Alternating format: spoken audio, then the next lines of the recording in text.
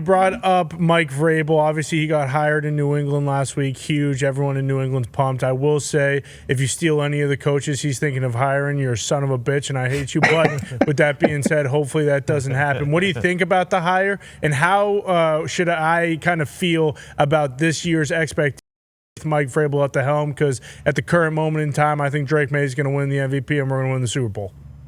Well, I think what you found out was everybody going to Dairy Queen after the game didn't work, right? Everybody being nice and friendly and fuzzy and having a great time. And now they brought in somebody who understands how to lead. They brought in somebody who can hold players accountable. And he does it from an ex-player's point of view, which is really impressive.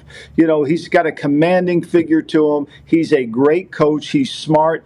For the life of me, I don't understand why he sat out of last year. I think it's a tremendous hire. I have great respect for Mike Vrabel. I think he knows what he wants. He'll do exactly what we talked about here at North Carolina. He's going to scout inside out. The team will be tough. Practices will be demanding. He also knows how to work the players through it because he's done it, and he speaks from a voice of authority. I think it's really one of the best hires. I mean, for him to be out of football based on what had happened in the NFL last year in terms of the coaching is hard to believe. I mean, look, some of these teams, Tennessee made a coaching change, they didn't get better. New England made a coaching change, they didn't get better. Atlanta made a coaching change, they didn't get better. Sometimes change doesn't make you better. I thought when Tennessee let Mike Vrabel go, that was a mistake. And I think New England benefited from it. Yeah, Vrabel was able to get the Tennessee Titans the number one overall seed in the AFC with like 100 player, 90-some players on IR. Like, he's obviously creates seemingly a winner whenever he is in charge. That Tennessee Titans team, speaking about him, the way Will Compton still talks about him. Yes. Right, even with who Will Compton was, which is obviously a dog. Yeah. Year 10, obviously, he's good.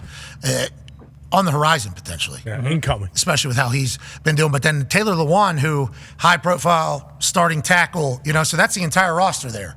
Basically chit-chatting about Vrabel. All the same thing. Hard-nosed, tough guy. Obviously talks shit.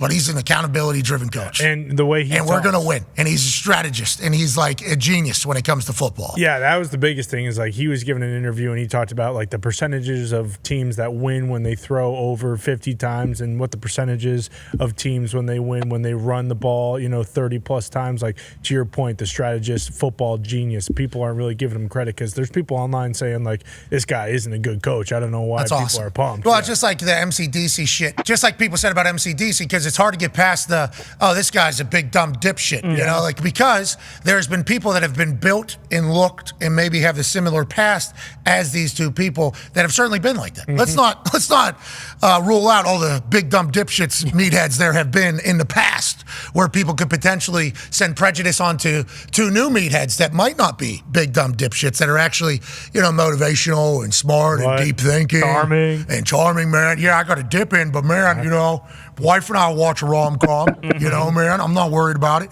So it's like, I think that's where Vrabel lies, and I think the NFL and football as a whole are lucky that he's back in a big-time position. And I think the rest of the NFL is pissed the Patriots are probably going to be back